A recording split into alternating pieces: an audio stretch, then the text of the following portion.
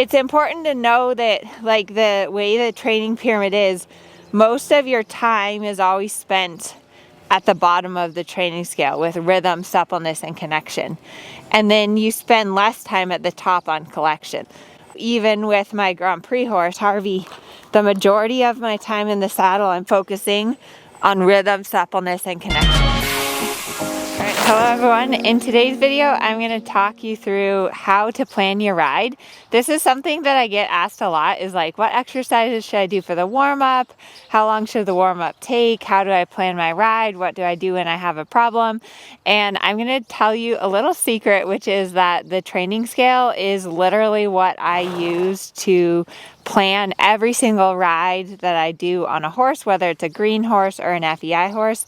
I also use the training scale in every single lesson that I teach, and it's just such an important tool. You have to understand the training scale and have it in the back of your mind all the time when you're riding. So I'm doing a free webinar on the training scale Sunday, June 25th. So be sure to RSVP. The link is in the description, and there's also a PDF to help you plan your ride. So this is Mercurio. I'm going to go through my ride, give you specific exercises to do in the warm-up, in the work section of your ride, and then also, kind of show you how to troubleshoot when you run into a problem. So when I'm warming my horse up, I always start by focusing on rhythm and suppleness. Rhythm and suppleness are the base of the training scale. And until you have rhythm and suppleness, you really cannot move on to anything else. That's just like really important. I see a lot of times people like trying to do shoulder in or haunches in or flying changes when they don't have the basics correct. So exercise number 1 is just simply doing 20-meter circles and counting the rhythm. And literally, I do this with pretty much all of my horses, is I just focus on getting a steady tempo and counting the trot rhythm. So 1, 2, 1, 2, 1, 2, 1, 2. And then I do a 20-meter circle at the top of the arena. I go straight ahead. I do a 20-meter circle in the middle of the arena. Circles really help to get your horse supple. There's both a physical and a mental component of suppleness. So circles help to get your horse mentally supple because they're focusing on a circle, focusing on a bending line. And then as far as the physical side of suppleness, I'm working on getting my horse bending around my inside leg. So the bending aids are inside leg at the girth, moving your horse into the outside rein, and then your outside leg behind the girth. So once you've done a few circles in one direction, you're going to change directions and do your 20-meter circles in the other direction. Now, the next thing that I do to start working on connection is the third level of the training scale, is transitions. You can choose, with most of my horses, the transitions I start with are trot, canter, trot transitions. If you aren't cantering yet, you could start doing some trot, walk, trot transitions. That's another one. But connection is all about acceptance of the leg and acceptance of the rein, like really getting your horse to listen to the aids. So I like to do several trot, canter, trot transitions in both directions. And I need them to get a lot smoother. So the thing that's tricky about the training scale is that even though, I've done my rhythm and suppleness exercise, now I'm kind of moving on to connection exercise, is that I still have to focus on the rhythm and the suppleness. So I want to focus on going from a clear 2-beat trot into a clear 3-beat canter. I want to focus that he's staying relaxed, and supple means that he feels like he's elastic. And then what you'll notice in some of these transitions is that he either kind of comes above the contact or gets behind the contact. And that's part of connection, acceptance of the bit. Boy.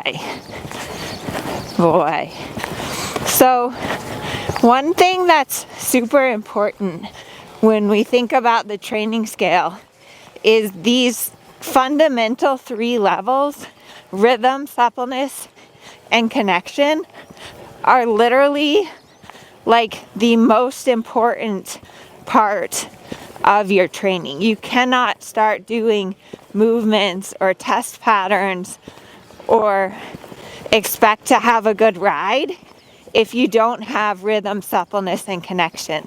So there's rides where like literally all I do is focus on the base of the training scale. If you have a young horse or a green horse,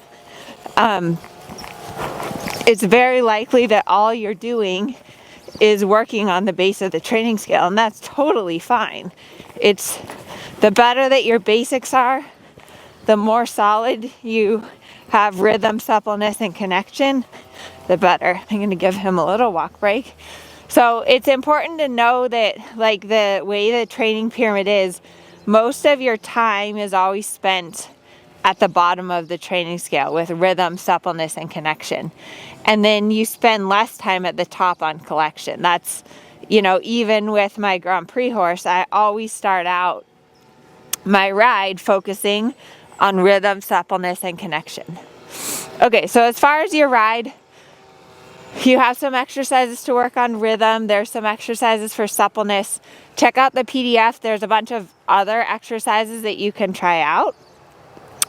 Now, if I feel like, okay, you know, he feels pretty good, I'm pretty happy with my warm-up, I might go on to some more collected work. So I'm going to go on and work on some shoulder in and some haunches in. Shoulder in and haunches in is an exercise that works on straightness and it works on collection. It's an exercise that shows up at second level. So I'm just going to go through the corner here. I'm going to use a 10-meter circle to set him up, to get the bend around my inside leg. And then as I come out of the corner, I'm going to bring the shoulder off the rail. And there we have our shoulder in. I'm going to do another 10-meter circle here in the middle. I'm going to bend him around my inside leg. And there is our haunches in. Good boy. So this is an exercise, again, that you would not start out your ride doing. So you do not want to start out your ride doing shoulder in and haunches in because it's a collecting and straightening movement. You want to make sure that you have rhythm and suppleness before you start doing this exercise. The way that each exercise builds upon one another, and that's what the training scale helps you to do, is it helps you to understand like what you should do in the warm-up and then what you need to do when things fall apart. So if my horse starts getting like tense, or if I'm really having trouble with a connection when I'm doing my shoulder in and my haunches in, I'm maybe going to go back to do a stretch circle or just alleviate some of that pressure. So with this guy, kind of the next exercises that I would go on to do would be some canter, walk-canter transitions. Those are an exercise that's really good for collecting, and then maybe work on some flying changes with him. But again, whenever I start losing my basics, so if I start feeling that I have a problem with the rhythm, or if I lose suppleness or connection, I have to take a few steps back and work on that. The biggest mistake that people make is they get too obsessed with a certain movement or a certain pattern, and they forget to understand and assess what's fallen apart in their basics and go back and fix it. So the training scale is just, such a valuable resource, and I have it in the back of my head every single horse that I ride, and then I use the training scale whenever I run into a problem. So definitely come to the webinar and check out the description box for that PDF.